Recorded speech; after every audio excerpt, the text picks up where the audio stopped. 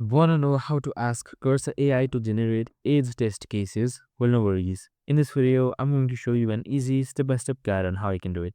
So, in this video, I'm going to show you how you can generate it so that we can give unusual stuff to the code and the program which might break it. So let's get straight to it. Now, first things first, just simply open up your Cursor AI application. So we have also created similar videos regarding Cursor AI, which should be on our channel, so make sure to watch it. Once you have done everything, just simply select the entire code. I have this is our code right here, and then just simply select we get it. Now, since we are modifying the code, make sure you want to edit selection, and then just simply type in this.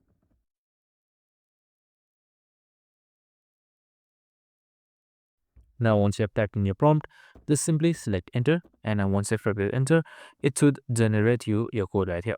Now, once you have generated the code, just simply select keep and just keep the code as you can see right here. And that's it. Super simple and easy. I hope this video helped. If it did, make sure to like, subscribe, and tune in with us for more of these videos.